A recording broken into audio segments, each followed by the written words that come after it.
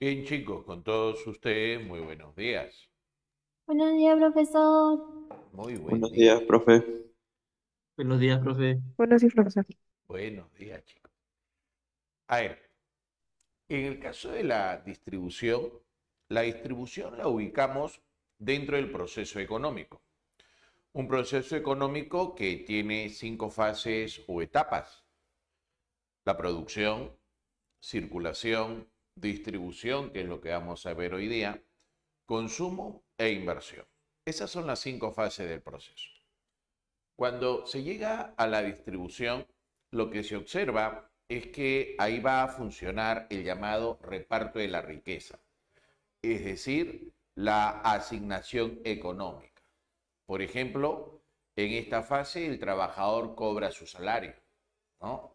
Fin de mes pagaron ya, ¿no? Al trabajador le dan su pago. Esa es la distribución.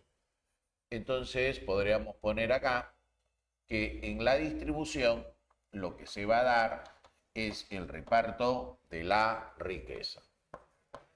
Ahí está. Se da el reparto de esa riqueza. Pero ese reparto de riqueza, ¿quién la hace? ¿No? ¿Y en base a qué? ¿No? O sea, ¿quién la hace y en base a qué? Según la teoría neoclásica, ¿no?, que es la predominante, el reparto de la riqueza es hecha por el mercado. Reparto de la riqueza hecha por el mercado. Recuerden que el mercado no tiene corazón, ¿ah? El mercado es bastante frío. El mercado premia y el mercado castiga. El mercado premia a los que son eficientes. El mercado castiga a los que no son eficientes, ¿no? El mercado es muy frío, muy, muy frío.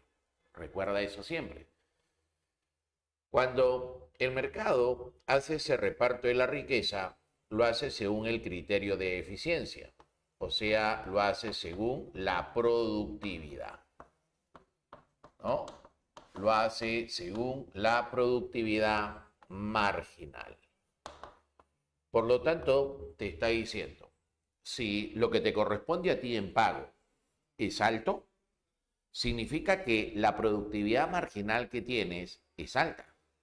Entonces, a mayor productividad marginal va a existir un mayor pago, una mayor compensación económica. A menor productividad marginal va a existir un menor pago, ¿verdad? Obviamente no explica por qué razón, ¿no?, tienes una productividad marginal alta o baja. Simplemente mira el resultado, ¿no? Solo mira el resultado.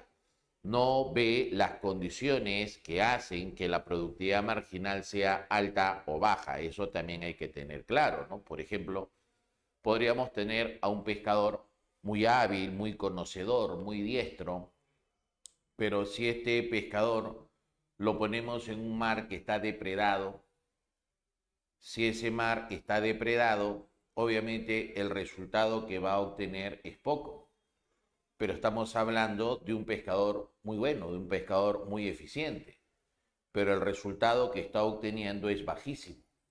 Entonces la paga que le corresponde a este pescador va a ser baja. ¿Entiendes la idea? Profesor, ya, o sea que acá cuando me dice que el mercado me va a pagar según mi productividad marginal, o sea, es según mi resultado, independientemente si soy hábil o no. Así es. Profesor, pero entonces, si eso va a ser así, definitivamente que todos no se van a llevar lo mismo. Ok, todos no se van a llevar lo mismo. Entonces podemos afirmar que acá existe desigualdad. Ahí existe desigualdad. ¿Estamos bien? Profesor, ¿y no sería posible que haya igualdad? Bueno, en un sistema capitalista la desigualdad es inherente. En un sistema capitalista que es el en el cual nos encontramos, la desigualdad siempre se va a dar. Y en parte es buena la desigualdad, ¿no? Porque eso hace que las familias se esfuercen, ¿no? Lo que sí no es correcto es que esa desigualdad sea demasiado grande, porque cuando esa desigualdad es demasiado grande, eso genera escenarios de violencia, ¿no? O sea, cuando llueve, debe llover para todos, ¿verdad? Algunos más que otros, pero nunca una desigualdad enorme. Eso es malo. Si usted observa, las sociedades en las cuales existen mayor grado de desigualdad son sociedades donde va a existir mayor grado de violencia. Las formas en las cuales se ejecuta esta distribución, podemos encontrar una que es conocida por ustedes, llamada la distribución funcional o factorial. Se le dice distribución factorial porque el reparto de la riqueza es entre los dueños de los factores productivos, ¿no? Los factores productivos conocidos por ustedes, ¿no? Naturaleza, trabajo, capital, empresa y Estado. Por eso le llaman factorial. Pero también le dicen funcional. Le dicen funcional porque el pago está en función a su participación en la producción. O sea, ¿de quiénes son los que participan en la producción? Los factores. Entonces diríamos que la distribución funcional o factorial es el reparto de la riqueza entre los dueños de los factores productivos, ¿no? Entre los dueños de los factores productivos. Ahí está. ¿Quiénes van a ser los dueños de los factores? Tenemos acá al factor naturaleza, al factor trabajo, el factor capital, empresa y el factor Estado. ¿Estamos bien? Ahí están los 5 factores. Cada uno de los factores tiene un pago, tiene una compensación económica. Por ejemplo, el dueño del factor naturaleza va a recibir como pago una renta, ¿no? El trabajador va a recibir como pago un salario. El dueño del capital recibe como pago un interés. El empresario recibe una ganancia. Y el Estado va a recibir unos tributos. ¿Está bien? Entonces, de esa manera se da la distribución factorial, ¿no? Que ya la conocías, solo que no sabías el nombre exacto. Existe otra forma de distribuir la riqueza, que es la distribución personal. Esta distribución personal es el reparto de la riqueza entre las personas, luego de haberle restado los impuestos correspondientes, que es el llamado impuesto a la renta, por ejemplo, y las contribuciones, ¿no? Las contribuciones, en este caso, que se le descuenta a la persona, es su pago de AFP o, en su defecto, su pago de la ONP. Profesor, ¿ESALUC también le descuentan al trabajador, por ejemplo? No. ESALUC no le descuentan al trabajador. ESALUC, en este caso, es un aporte que hace la propia empresa en favor del trabajador, ¿ya? Entonces, a ESALUC no pagamos nosotros los trabajadores. ¿Está bien? Entonces, acá pondríamos que la distribución personal es el reparto de la riqueza entre las personas, ¿no? Reparto de la riqueza entre las personas, ¿no? Y eso hace que esta persona se pueda ubicar en un estrato económico. Va a haber un grupo de personas muy reducido que se va a ubicar en la riqueza. Generalmente, el grupo de personas que están en este nivel de la riqueza comprende alrededor del 1% de la población de determinada zona, ¿no? Puede ser un país, puede ser el planeta, el 1%. O sea que es un grupo muy reducido. Luego va a venir el grupo de personas que se van a encontrar en la llamada holgura, ¿no? La holgura es la llamada clase media, ¿no? Vamos a ponerlo abajito. La holgura ponerlo acá, la holgura es la llamada clase media, ¿no? Pero esa clase media, llamada holgura, se divide en dos bandos, ¿no? Hay una clase media consolidada.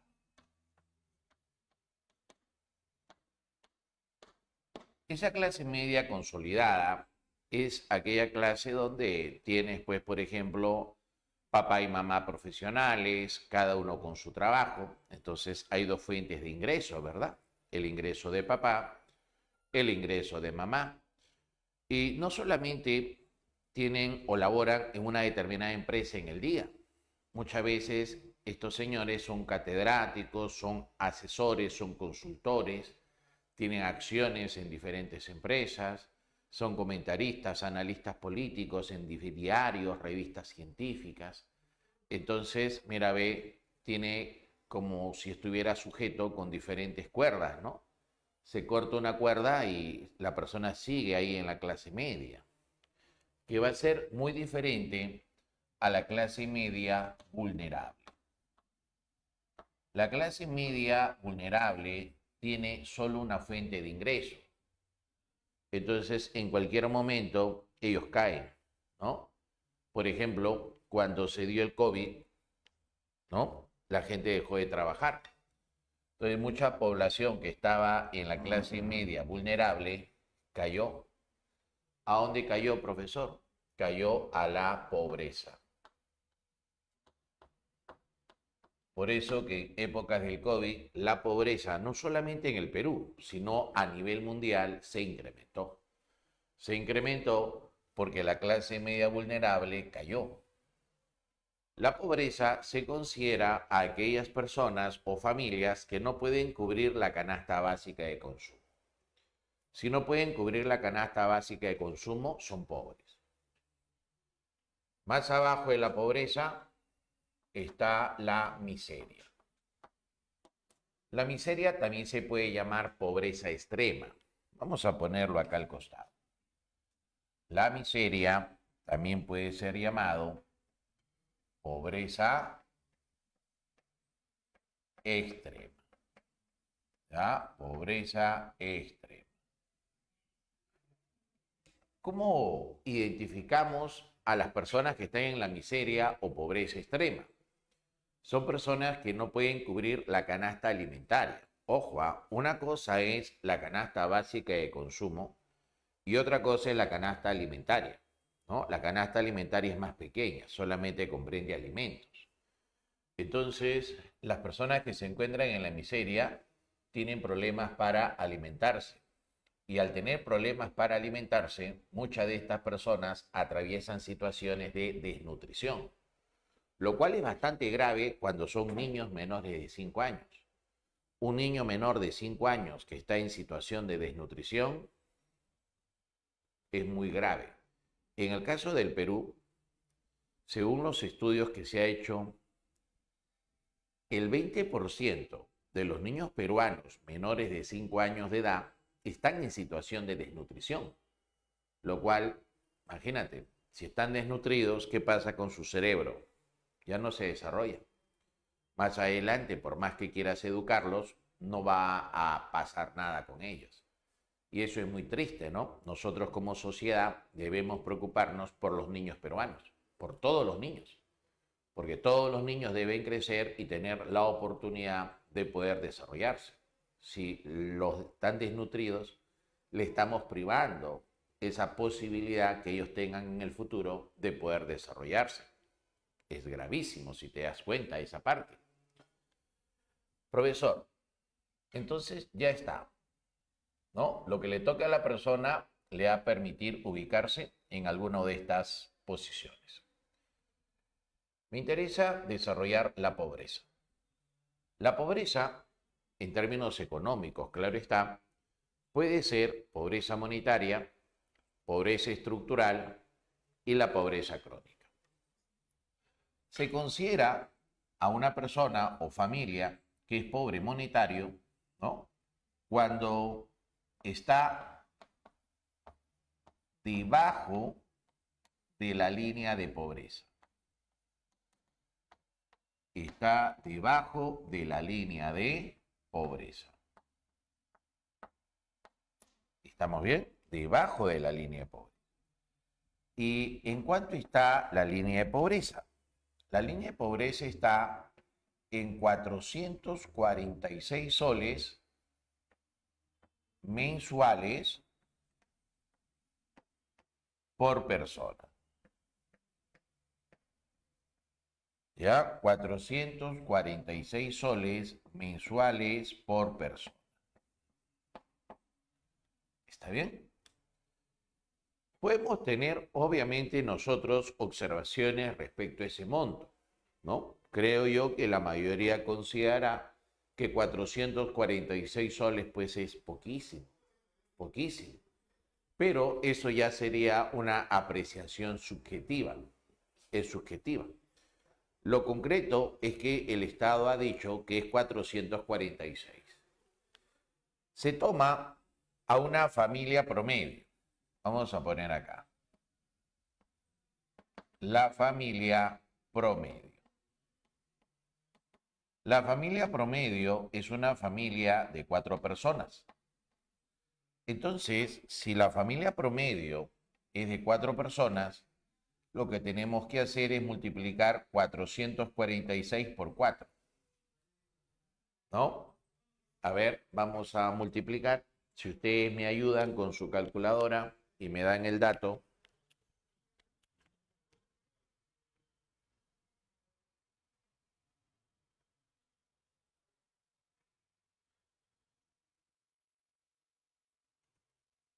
Es 1784.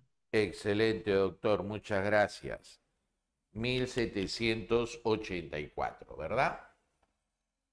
1784. Entonces, si esa familia tiene o gana menos de 1784 soles al mes, diremos que es pobre, ¿verdad? Estarán en la pobreza. Una pregunta que hicieron los chicos ayer, acá en la academia, en la aula presencial, decía, profesor, en esa familia de 4 personas, ¿todos tienen que trabajar? Profesor, en esta familia de 4 personas, los menores de edad no entran, ¿verdad? Muy bien. Curiosa pregunta, interesante pregunta, ¿no?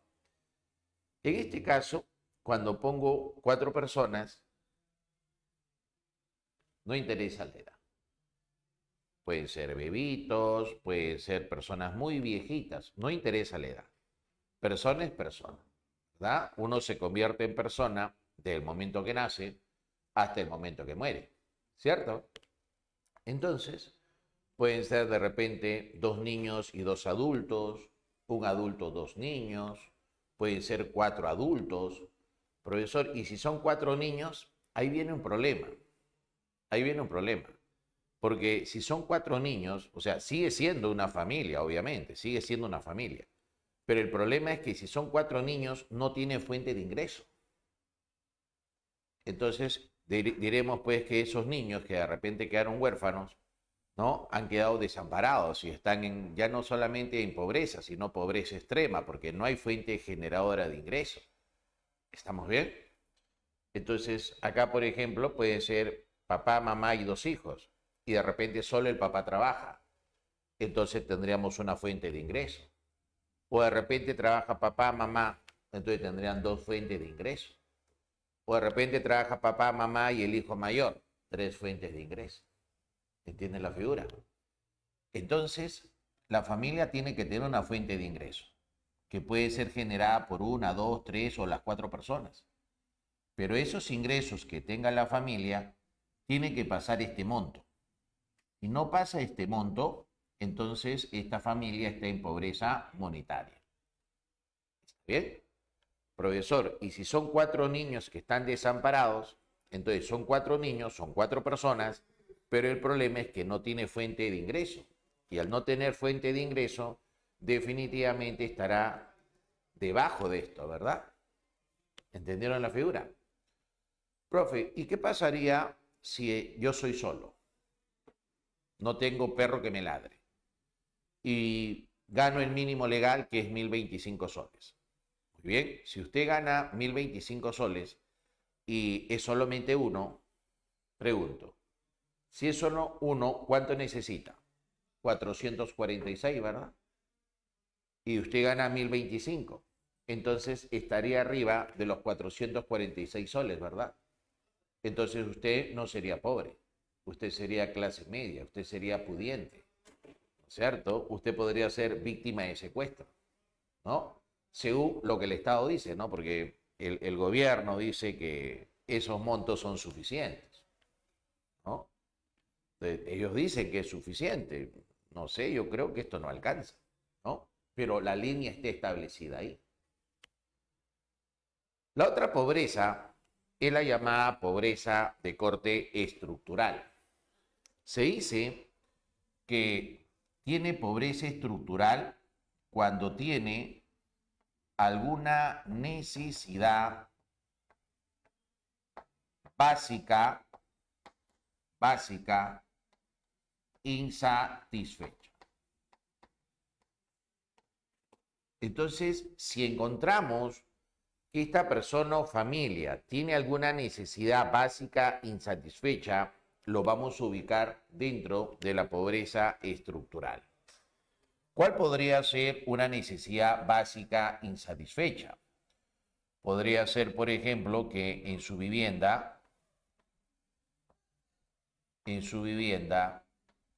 la pared sea de barro, sea de estera, sea de madera. ¿Estamos bien? Entonces, si encontramos personas con una vivienda de pared de barro, estera, madera, entonces tienen pobreza estructural. Profesor, pero eso no hay. Sí, sí existe. Sí hay. Sí hay. ¿No?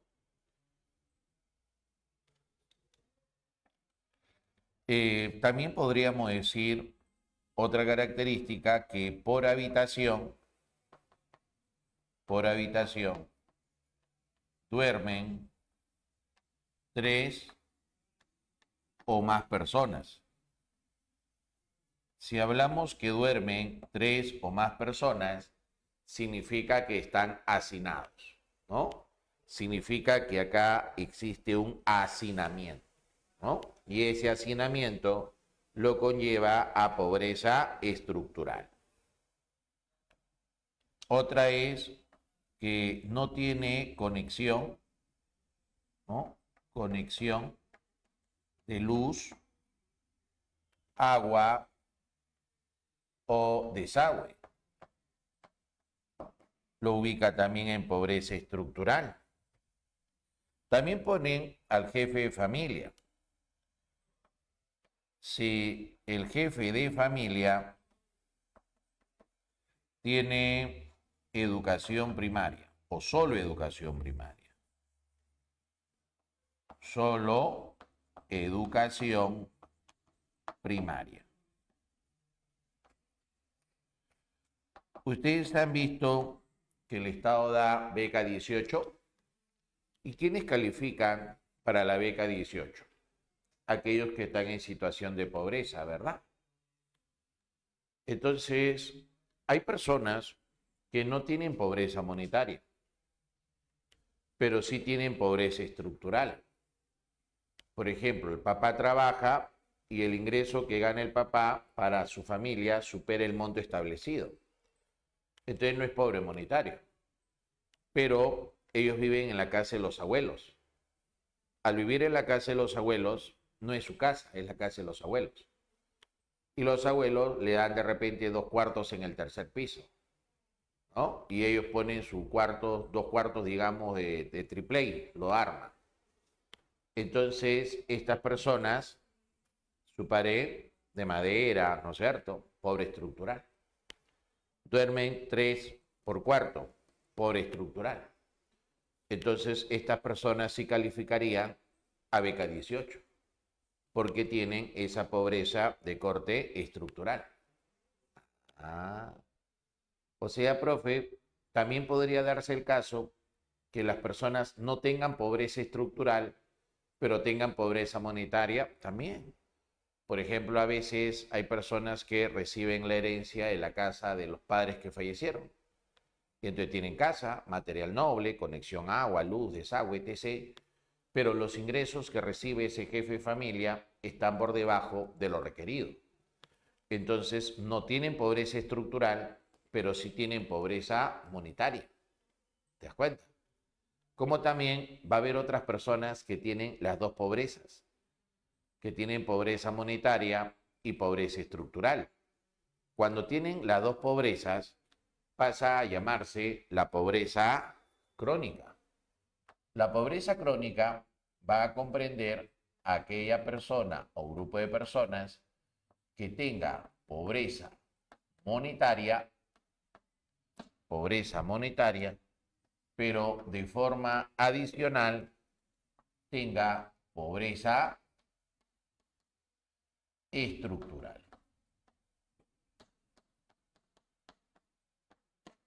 ¿Estamos bien?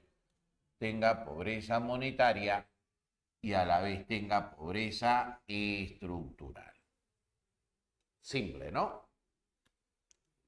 Hay una pobreza también que se llama la pobreza relativa.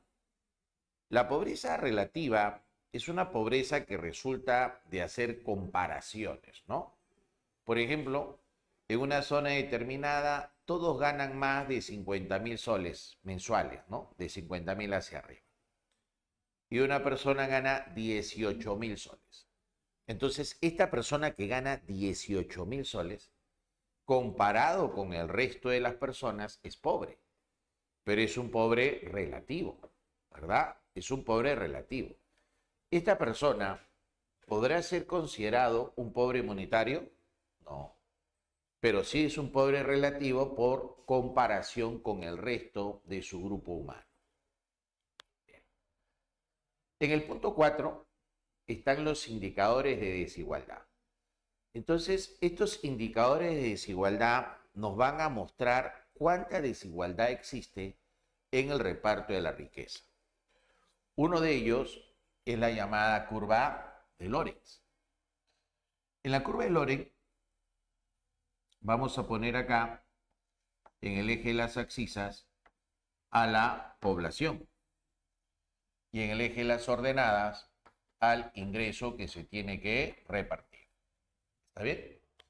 Y vamos a analizar primero esa recta que aparece ahí, que es una recta de 45 grados, ¿no? Vamos a recalcarla. Ahí está. Oye.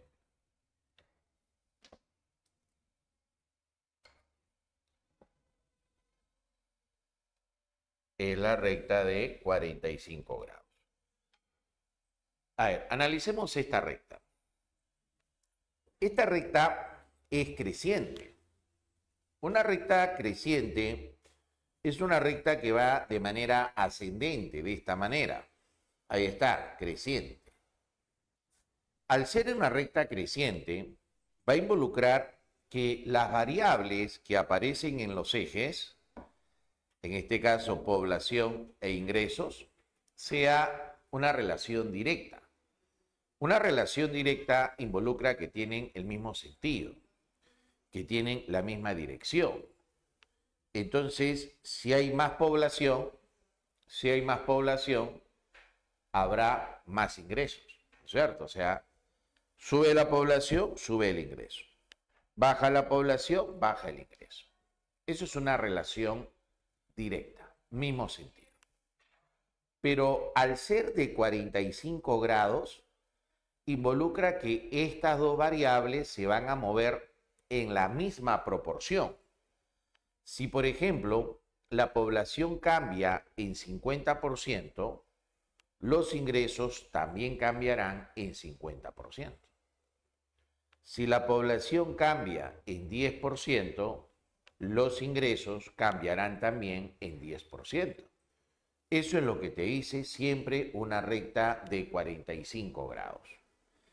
Esta recta de 45 grados se le llama de esta manera.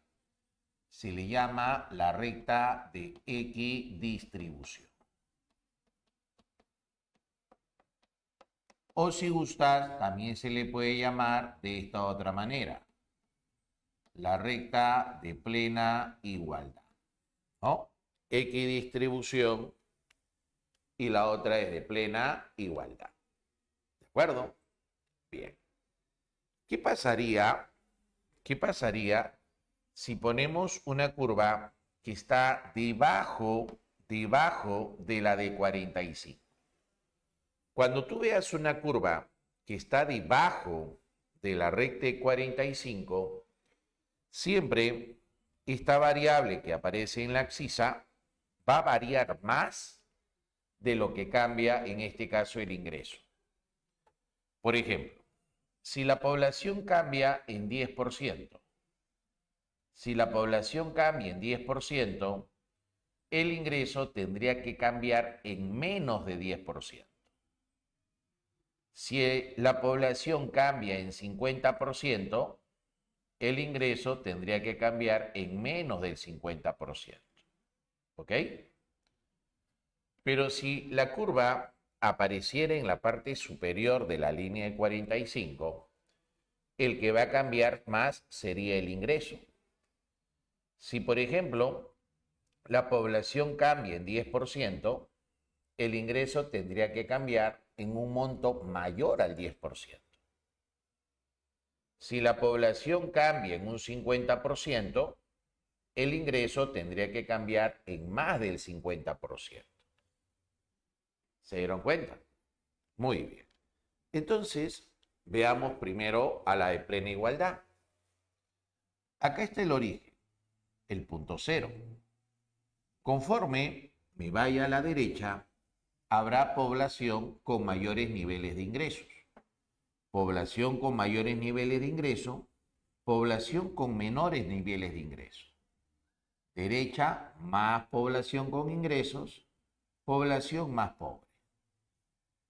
Si, por ejemplo, tengo al 10% de la población más pobre, ese 10% de la población más pobre debe llevarse el 10% de la riqueza. Ahí está. ¿Está bien? El 50% de la población más pobre, ¿cuánto debe llevarse? El 50% de la población más pobre debe llevarse el 50% de la riqueza. El 100% de la población más pobre, sería el 100% de la población total, ¿no? Se llevaría el 100% de la riqueza. ¿Te diste cuenta? La curva de Lorenz se ubica por acá, campeón. Acá se ubica la curva de Lorenz.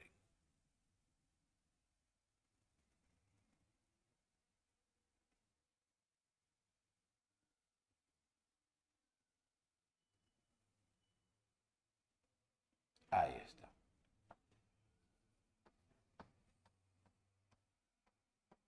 Ahí está Lorenz. Chicos, Lorenz está debajo de la recta de 45, ¿verdad? Y si está debajo de la recta de 45, ¿quién tiene que cambiar más? La población. La población tiene que cambiar más. Por ejemplo, el 10% de la población más pobre. Ahí está. ¿Dónde se intersectó? ¿Cierto? ¿Cuánto va a recibir del ingreso? Digamos que reciba el 4%. Entonces ya comienzas a ver desigualdad, ¿sí? Porque ese 10% se está llevando menos del ingreso, ¿no? El 50% de la población más pobre se estaría llevando, digamos, el 10% de la riqueza. Es notorio ahí que comienza a observarse una desigualdad, ¿o no?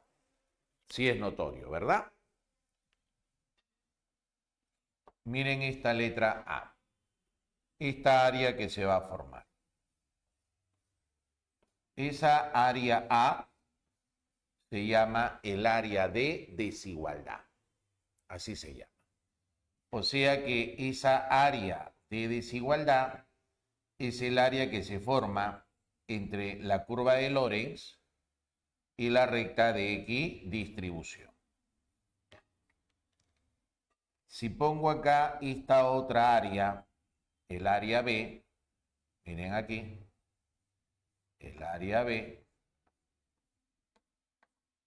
y sumo A más B, o sea, todo este triángulo rectángulo sería el área de plena desigualdad. ¿Está bien? Entonces, vuelvo a repetirlo.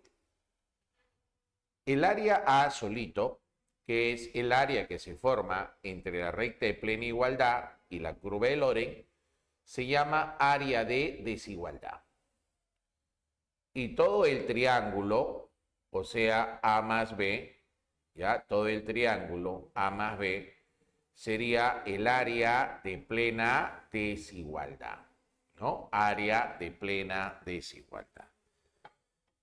Este análisis de la curva de Lorentz se utiliza para trabajar el índice de Gini.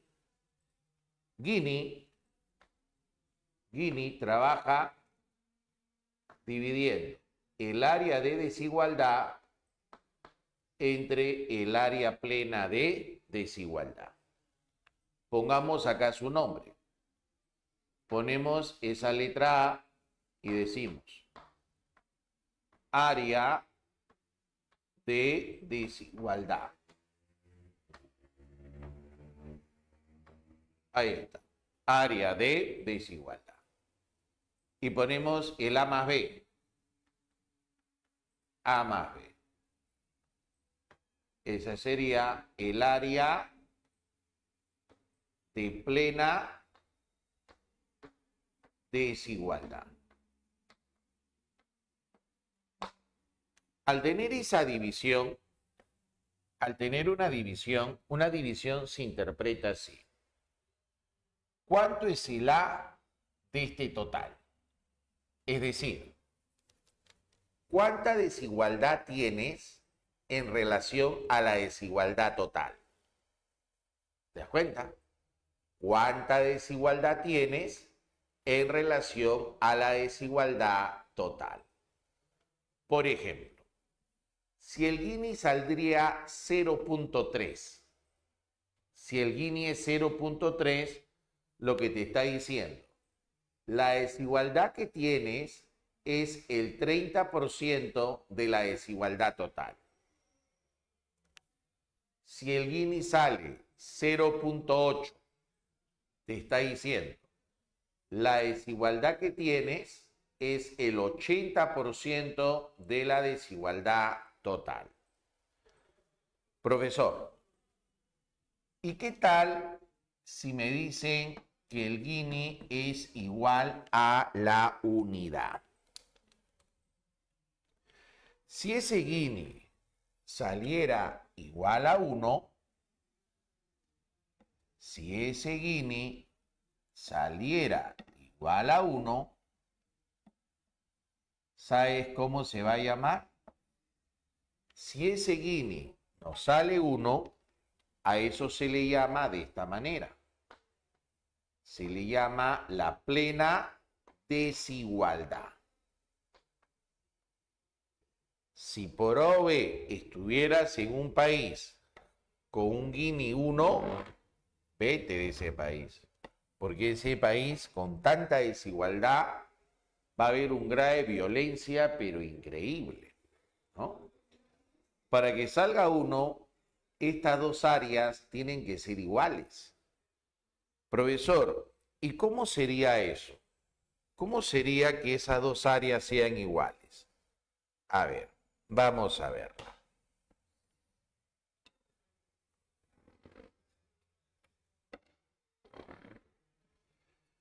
Sabemos que la recta de 45 grados nos muestra la recta de plena igualdad, ¿verdad?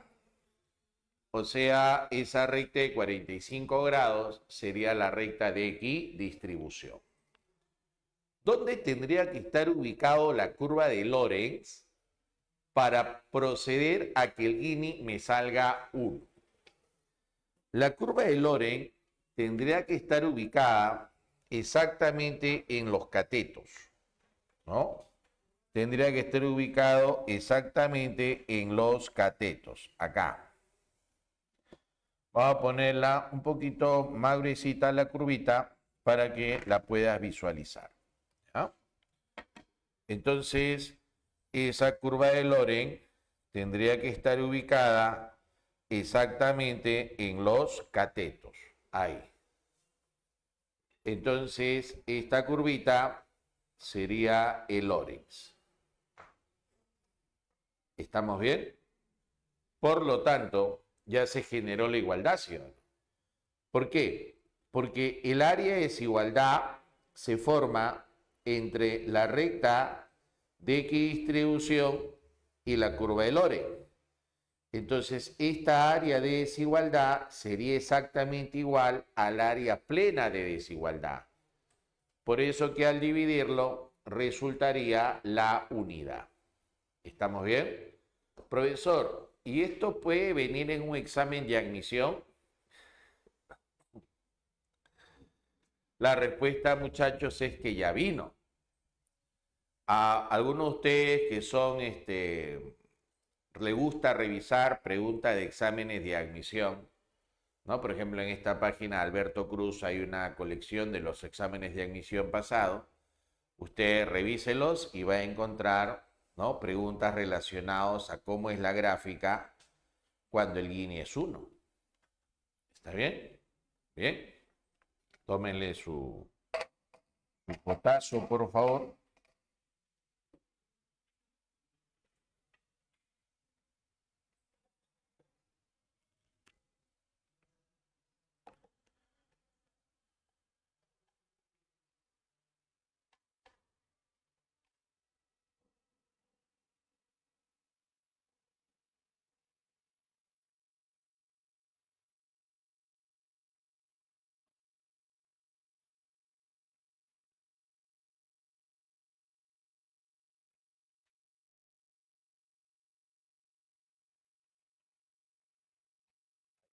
Ok.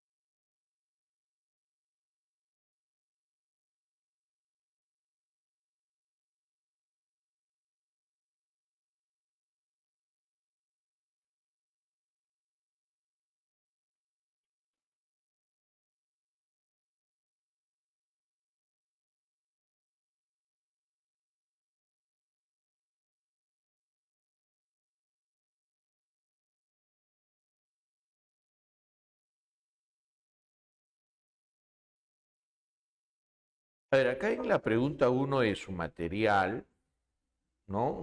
Nos ponen ahí 5 proposiciones, ¿no? Y nos dicen, en la etapa de distribución se realizan las siguientes asignaciones, ¿no? Distribución, recuerden que es el reparto de la riqueza, o sea, otorgar económicamente lo que le corresponde a cada uno, ¿no? En la proposición 1 nos dice el reparto de los productos a los mercados. Pero ese reparto de los productos en los mercados, eso se llama circulación, ¿no? Eso no es distribución, eso es circulación. La definición de la circulación es traslado del producto a los mercados para que sean comercializados. Entonces la proposición uno pues no sería correcta, ¿no? La proposición uno sería falsa. La proposición 2 dice, el Estado cobra impuestos. Claro, bueno, impuestos de manera particular, ¿no? De manera general serían los tributos. Entonces la 2 es correcta, ¿no? Eso está dentro de la llamada distribución factorial o funcional. Entonces 2 es correcto.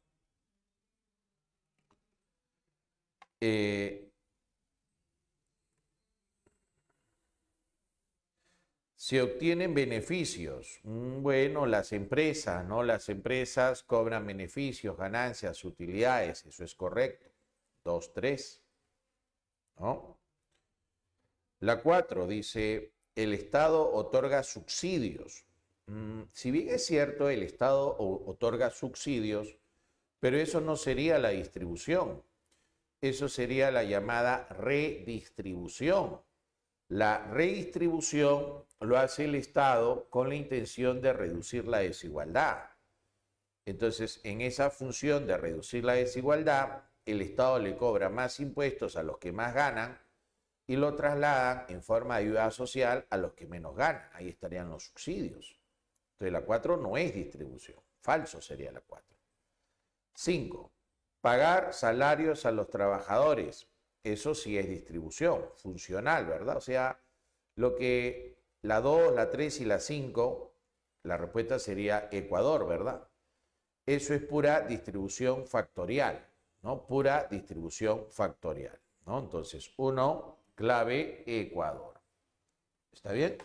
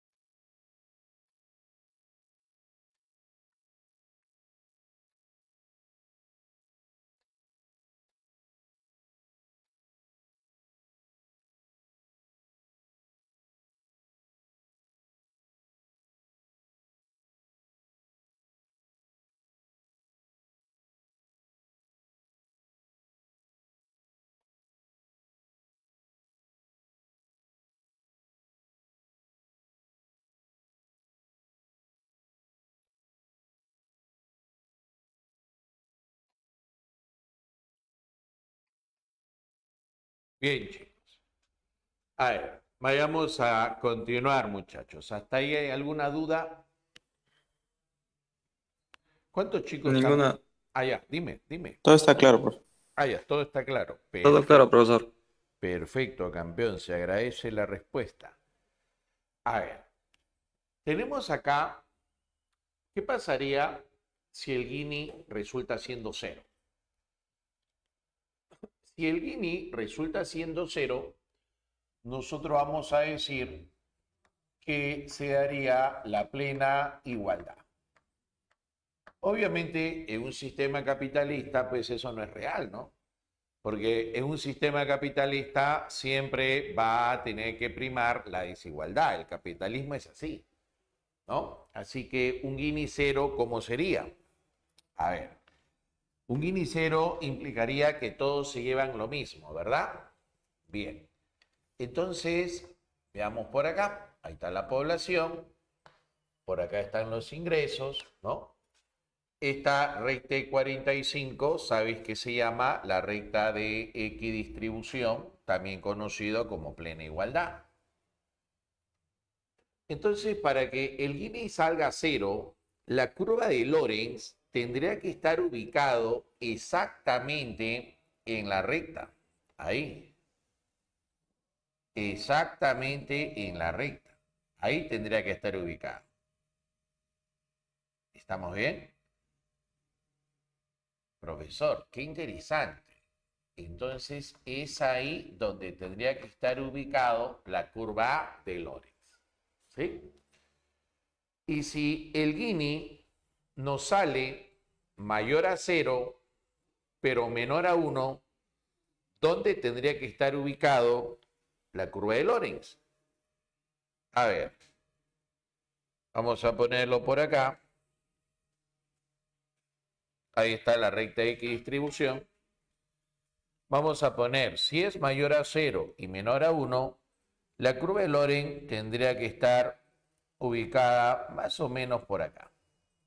Ahí está. Entonces, ahí pondría a Lorentz, digamos, con un Gini de 0.3. Pero, ¿qué pasaría si el Gini fuera de 0.8? Si el Gini fuera de 0.8, entonces la curva de Lorentz tendría que estar, obviamente, más alejada, ¿verdad? Entonces tendría que estar más o menos por acá. Ahí está. Entonces, esta de acá correspondería a un Lorentz con un Gini más o menos, digamos, de 0.8, ¿no?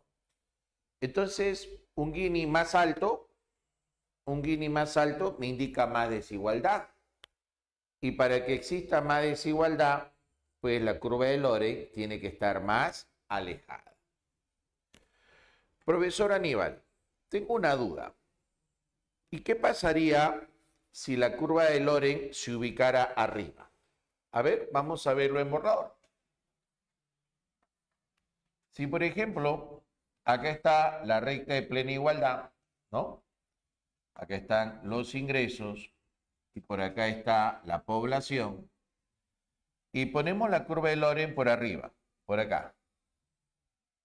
Date cuenta que cuando pones una curva arriba de la de 45, la variable que cambia más es la que aparece en el eje de las ordenadas. Esta tendría que cambiar más. Entonces, podría ser así, ¿no?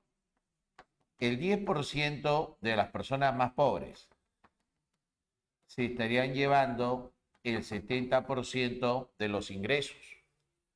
Pregunto, ¿es lógico eso? Si son las familias más pobres, ¿cómo se podrían llevar el 70% de los ingresos? No sería lógico, ¿verdad? Porque el 90% restante, que son los que tienen más plata, no se van a llevar pues el 30%, ¿no es cierto? Eso entonces nos indica que la curva de Lorentz no puede estar ubicada arriba de la recta de equidistribución, no puede estar arriba. Siempre la curva de Lorentz va a tener que estar ubicada debajo de la recta de equidistribución. ¿Estamos bien, muchachos? Bien. Ahora, tenemos acá en la pizarrita otro indicador conocido con el nombre del PBI per cápita. ¿Cómo calcular el PBI per cápita? El PBI per cápita es el PBI por persona, el PBI PC, ¿no? PBI per cápita. Se calcula agarrando el PBI y dividiéndolo sobre toda la población. Cuando decimos toda la población, recuerda que comprende desde la persona recién nacida hasta la persona de mayor edad, trabaje o no trabaje, igual es incluida. ¿Sí? Cuando ese PBI per cápita aumenta,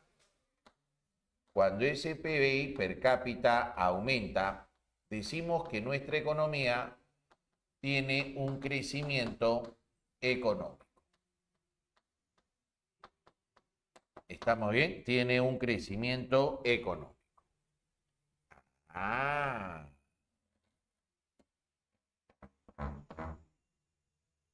Profesor, ¿y si hay un crecimiento económico, entonces la población está bien? O sea que la población va a tener más recursos, va a haber más dinero en nuestro bolsillo, profesor. No, porque existe una mala distribución. Observa, vamos a imaginar que acá está el cañito de la riqueza. Ahí está el cañito de la riqueza. Y acá estamos nosotros, la población. Entonces, cuando la economía está creciendo, este cañito de la riqueza se abre, ¿no? Se abre este cañito de la riqueza y se supone que todo lo que salga tiene que mojarnos a todos, ¿verdad? Lo cual involucraría que nosotros estemos mejor, ¿verdad? Porque vamos a tener más riqueza. Pero ¿qué ocurre? Los ricos, que son los dueños de las empresas, son los que se van a hacer más ricos, porque ellos son los que directamente van a recibir, ¿no? Ellos son los que directamente reciben, ¿no? Por ejemplo, crece minería, la plata lo tienen los dueños de las minas, ¿sí o no? Ah, firme, ¿no, profe? Crece Coca-Cola, la plata la tienen los dueños de Coca-Cola. Entonces, caramba, pues ellos, sus utilidades aumentan, se hacen más ricos y nosotros esperando acá. Oye, ¿y para cuándo nosotros esperan? Nos dicen, no sean angurrientos, déjennos a nosotros acumular. Ya cuando nuestra piscina esté llena y siga creciendo, por ahí va a comenzar a gotear. Eso es lo que en economía se conoce con el nombre del efecto chorreo.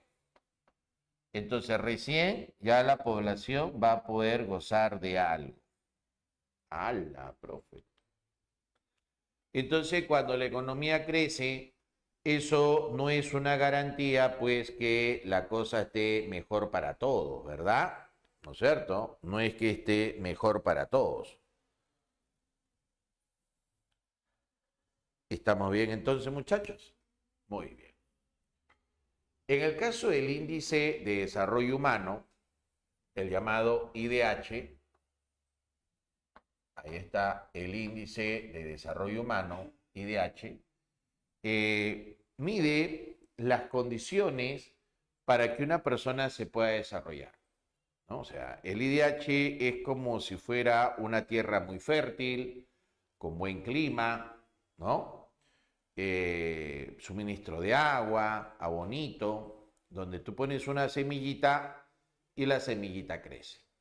Eso sería un país con un IDH alto.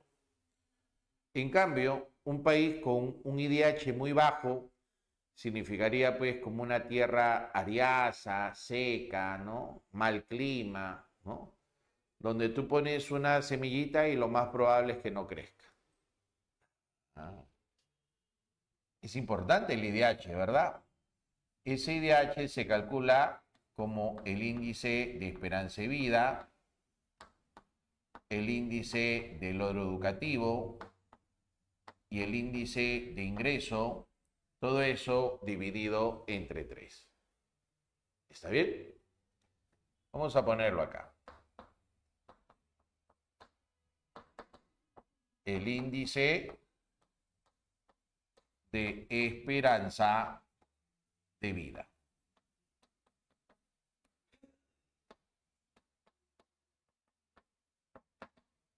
El índice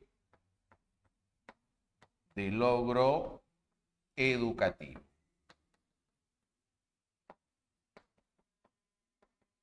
El índice de ingreso.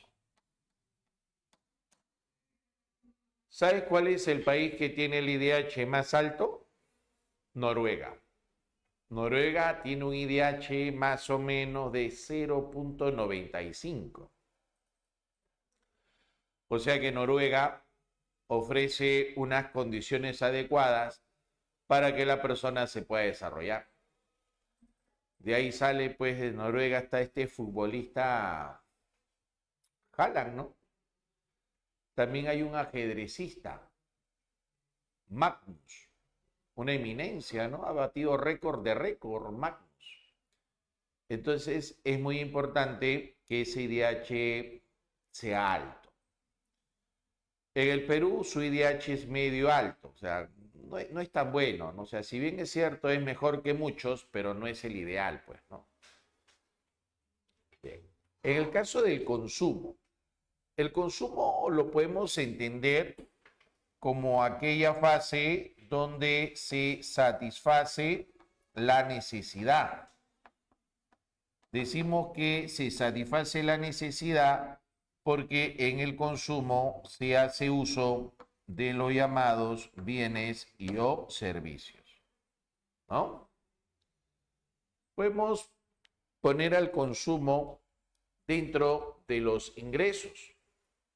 Mira, acá, el ingreso va a ser igual al consumo más el ahorro, ¿no? Ingreso igual a consumo más ahorro.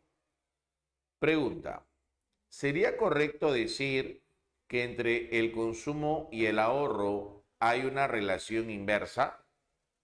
Es decir, si la persona consume más, ¿su ahorro sería menor? Sí. Sí. Sí. Podría ser, ¿no? Pero ¿saben qué, chicos?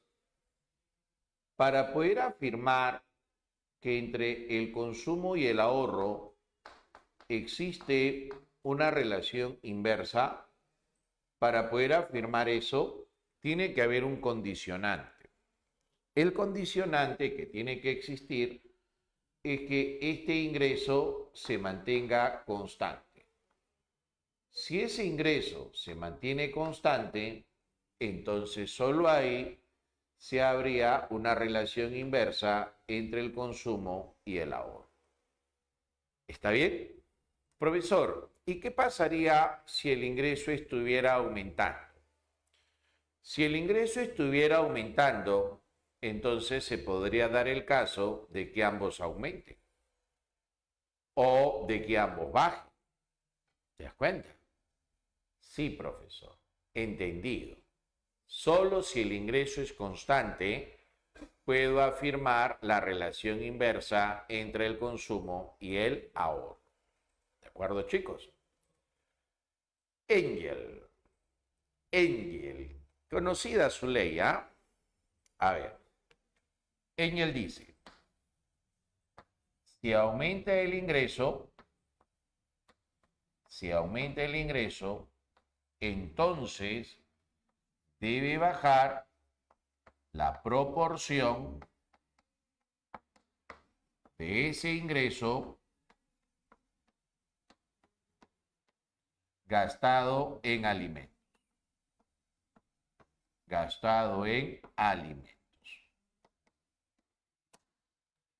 ¿Verdad? Más ingresos, menos proporción de ese ingreso gastado en alimentos. A ver, pongámoslo. Ahí está el ingreso. Aquí está el dinero que se destina a los alimentos. Si el ingreso es 1000 soles y se gasta en alimentos 600, en porcentaje sería el 60%, ¿verdad? O sea, gastar el 60% en alimentos involucraría gastar casi todo, ¿verdad? Involucraría gastar casi todo.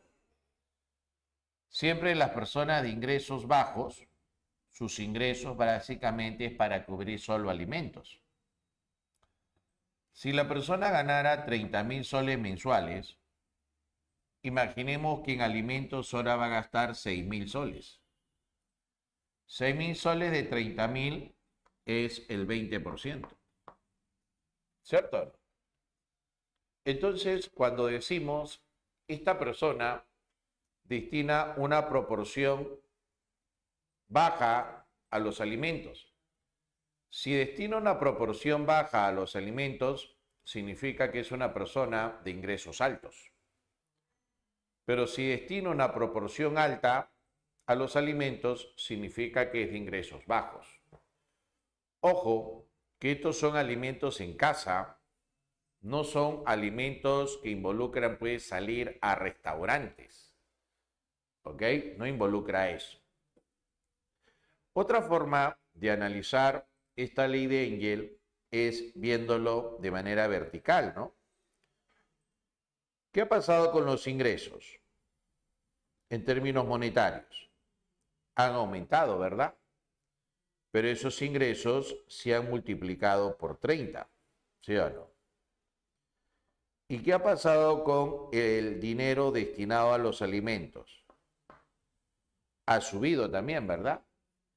Pero en este caso se ha multiplicado por 10. O sea, si bien es cierto, ambos suben, y si ambos suben, hay una relación directa, y al haber una relación directa significa que eso es creciente, ¿ya? Eso es creciente, porque hay una relación directa. ¿Quién está creciendo más? Obviamente crecen los ingresos, ¿verdad? Obviamente crecen los ingresos. Entonces, nosotros acá decimos, ¿no? ¿En dónde gasta su plata entonces? Es obvio que no lo va a gastar en alimentos todo, ¿no? Es obvio que al ganar más ya comienza a comprar otro tipo de bienes que son los bienes suntuarios, los bienes de lujo. Y eso lo podríamos establecer en lo que se conoce con el nombre de la curva de Engel. Mira, ley de Engel y ahora la curva de Engel. La curva de Engel relaciona el ingreso con lo que compramos en bienes, que pueden ser bienes normales, bienes superiores o bienes inferiores. Vamos a verlo por acá. A ver, tómenle fotito. Profesor, tengo una duda con respecto a la tercera ley de Engel. ¿Ya? ¿Cuál es tu duda? Según lo que tengo entendido es que el ingreso puede variar según la proporción de gastos de alimentos de primera necesidad, o cómo sería una aplicación más correcta de decirlo. No, la tercera ley de Engel no habla de alimentos. La que habla de alimentos solamente es la primera y la segunda. La tercera no habla de alimentos. De bienes de primera necesidad. La tercera ley de Engel lo que habla es del dinero destinado a lo que es transporte, lo que es vivienda, lo que es ropa, pero no habla de alimentos.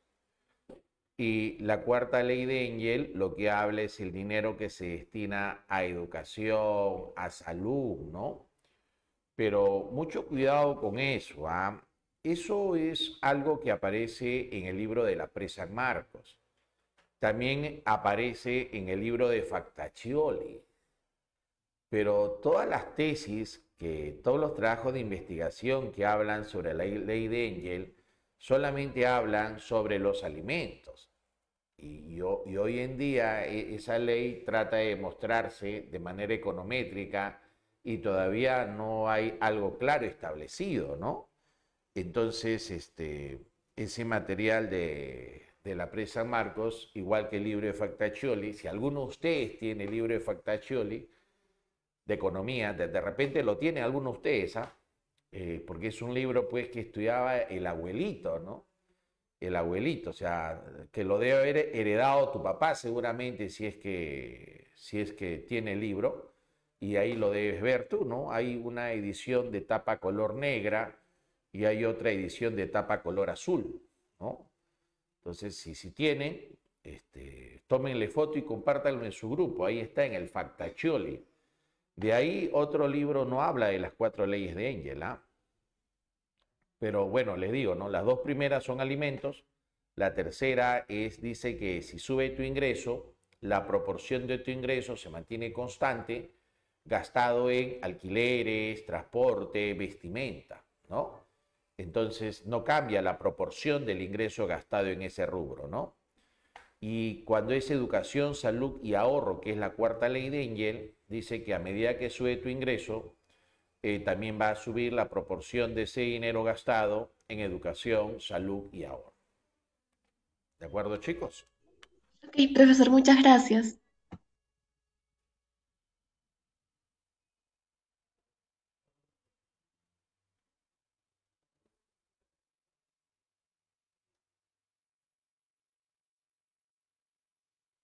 A ver, un segundito, ¿ya?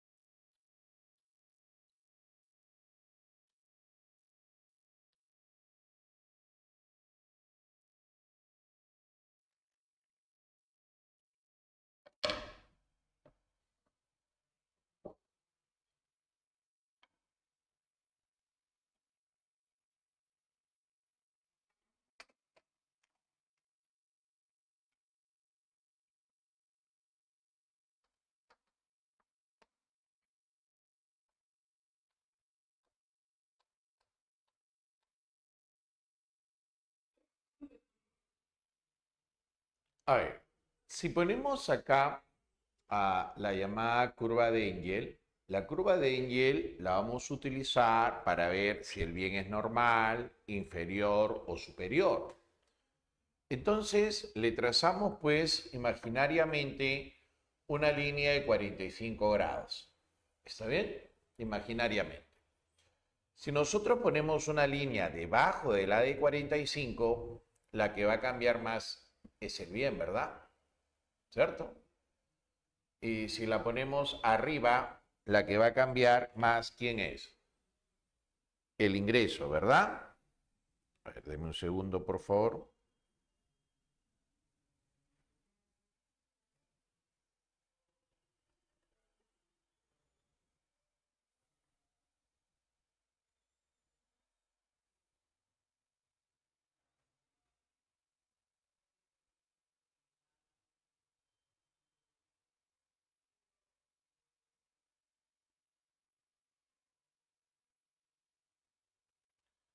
Entonces,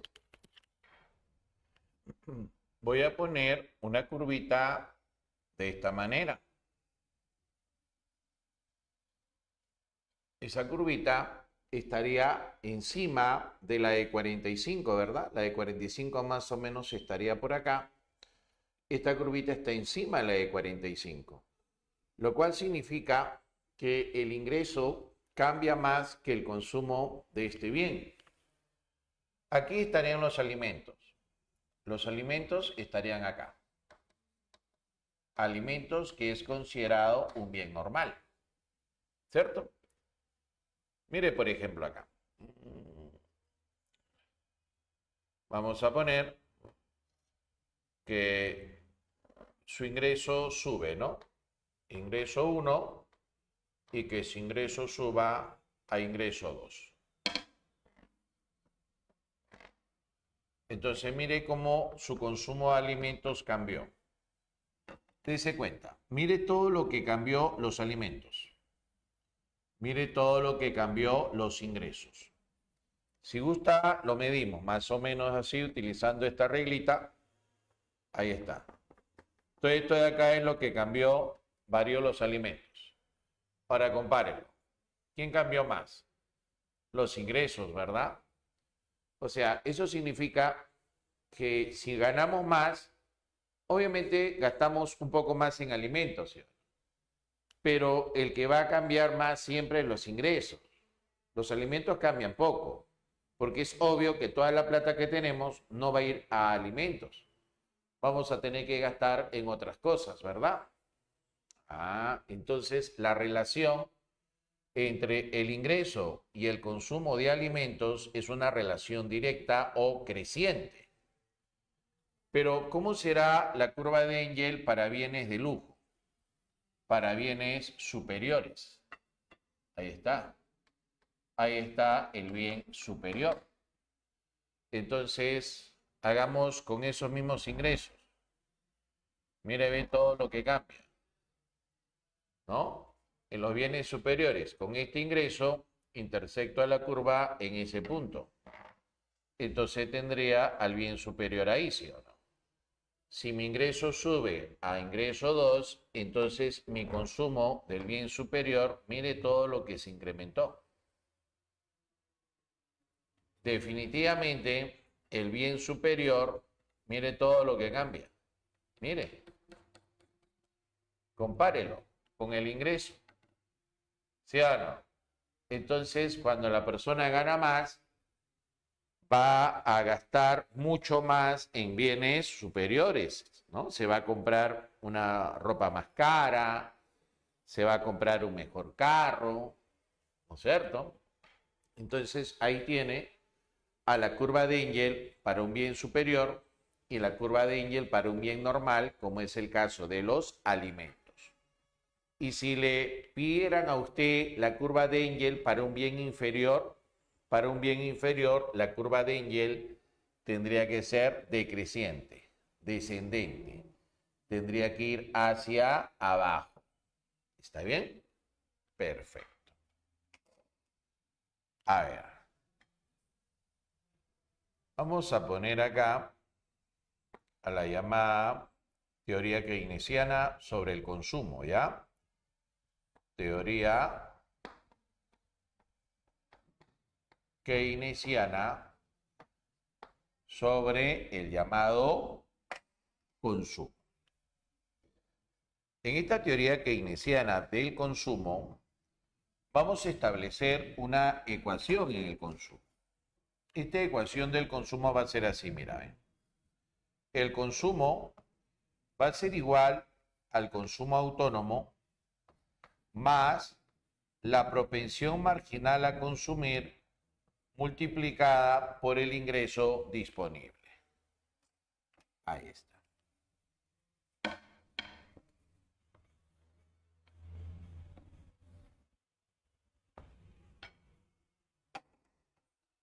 Entonces, la letra C mayúscula, apúntenla por favor, la letra C mayúscula, eso significa consumo. Consumo. ¿Ya? Consumo. La letra C con una rayita encima significa consumo autónomo. ¿Sí? Entonces, esa letra C con una rayita encima significa el consumo autónomo. ¿Ya? Esa letra C chiquita significa la propensión marginal a consumir, ¿no? Y D, ¿qué significa? Ingreso disponible, ¿no? Una bullita se escucha, ¿no? Ahí está. Entonces, ahí tenemos al ingreso disponible, la propensión marginal a consumir y el consumo autónomo. Esta propensión marginal a consumir nos indica cuán propensos somos nosotros al consumo, ¿no?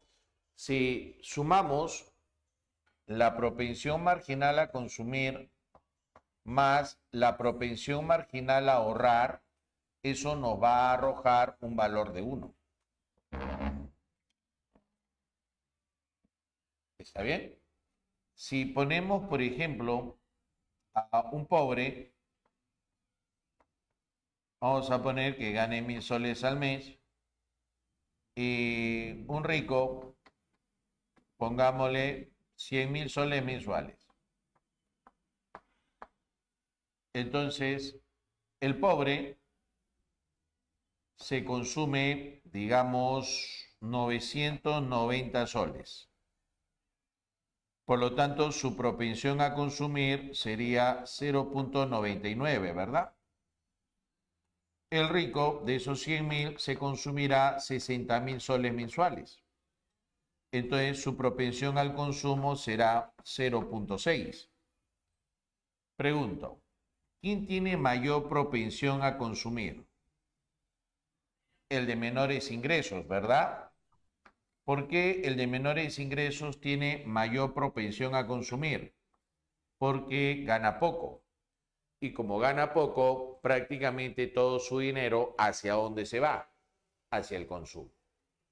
Difícilmente va a poder ahorrar. ¿Estamos bien? Difícilmente va a poder ahorrar. ¿Está claro? Esto ya ha sido pregunta examen de admisión en San Marcos. Ya fue pregunta examen de admisión en San Marcos. La propensión marginal a consumir, ¿no?, es más alta en los pobres o economías no desarrolladas. ¿Estamos bien? Bien. Vamos a resolver.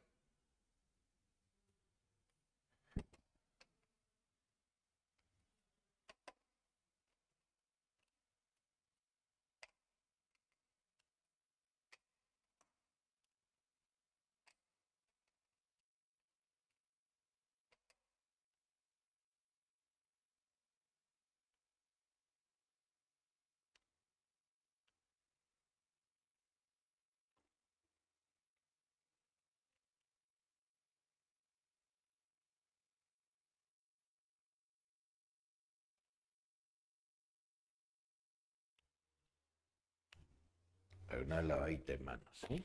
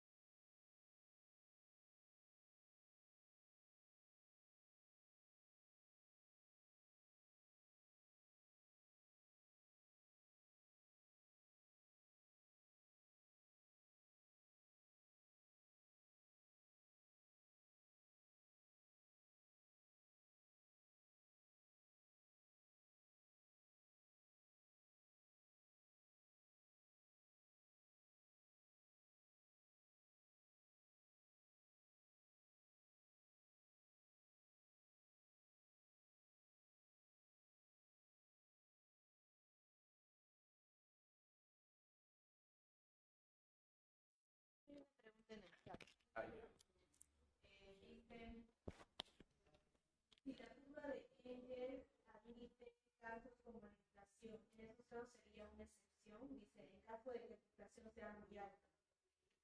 Ah, ya.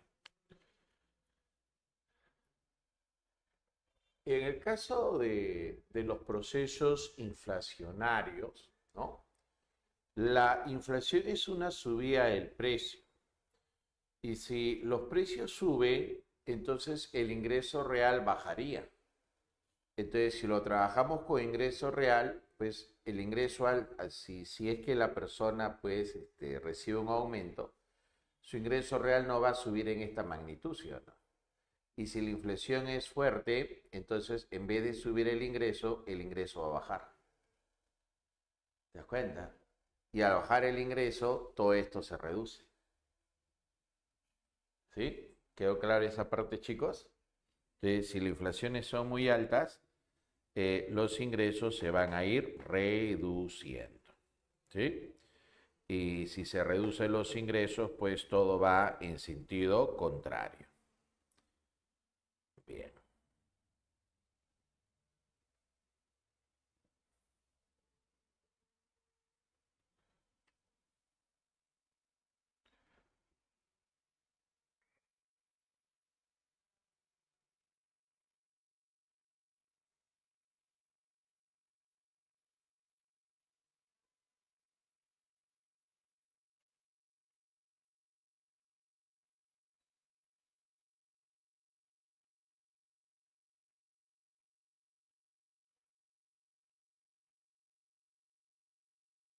Ya está.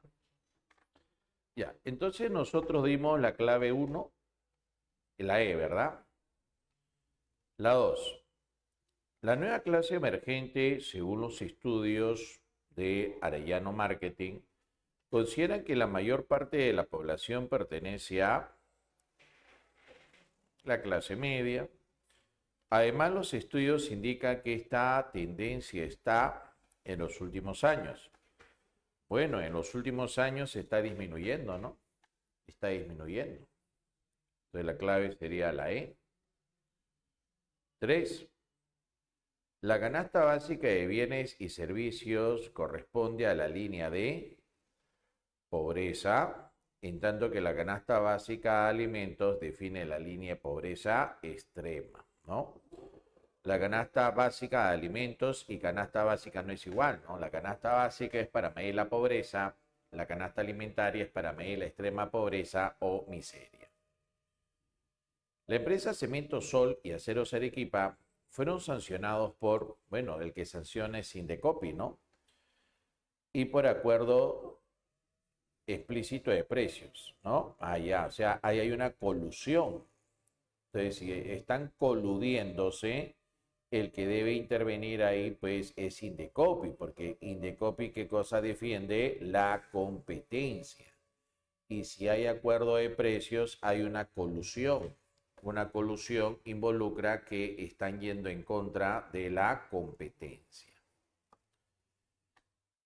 Telefónica fue sancionado por, ¿quién es el que sanciona? Es Indecopi, ¿no? Indecopi es el que sanciona. Debido al cobro de renta básica a los usuarios durante 10 años. El análisis económico le compete a Oxitel, ¿no? Porque Oxitel es el ente regulador de telefonía de comunicaciones, ¿verdad? Oxitel vigila eso. Cuando se demuestra, Indecopi es el que sanciona. 6. Según Engel, si los ingresos son altos, el porcentaje de estos son destinados a, bueno, si los ingresos son altos, entonces podrá ahorrar, bueno. Si los ingresos son altos, se podrá ahorrar, ¿no? Entonces sí, sí es cierto, ¿no? Ahorro, alternativa A. 7. Cuando existen problemas en los servicios de agua potable, alcantarillado, el organismo encargado de supervisar es SUNAS. SUNAS. 8. El pisco, que es de origen peruano, tiene una disputa con el país vecino de Chile. El organismo que tiene que resolver este problema inicialmente es... Caramba, esta está medio extraña, ¿no? Bueno, dentro del Perú, ¿no? Dentro del Perú, el que lo resolvería es Indecopi, pero solo dentro del Perú, ya que Indecopi no tiene jurisdicción en Chile, ¿no? Entonces, dentro del Perú, obviamente es Indecopi el que tendría que resolver. 9. Si el consumo está en función del ingreso, está en relación, puntos suspensivos, pero si se adicionan los impuestos a esta función, el consume, claro. Barcelona, ¿no? Mi consumo está en relación directa al ingreso. Pero si le ponemos los impuestos, entonces baja mi capacidad adquisitiva, entonces va a disminuir mi consumo. Barcelona. 10. Las líneas de metro de Lima son supervisadas por Ocitran, Infraestructura de Transporte, mientras que la línea de telefonía, cable, TV y las antenas parabólicas son supervisadas por Oxitel. Casita. Causa de la desigualdad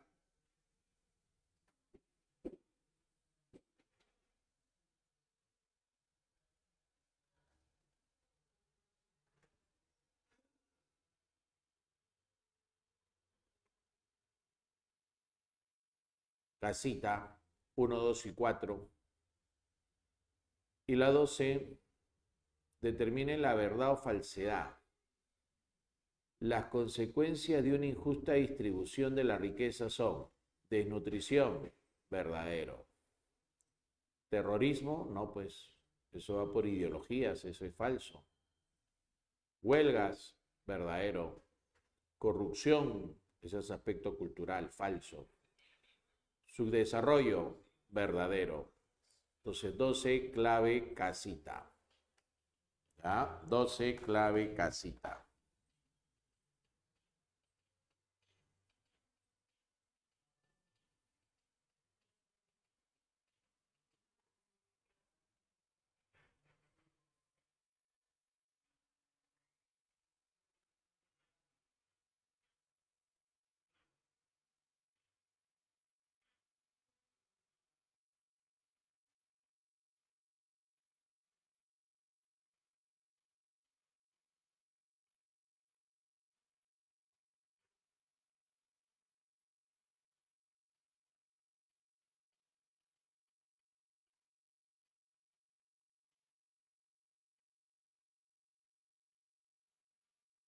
Bien, chicos.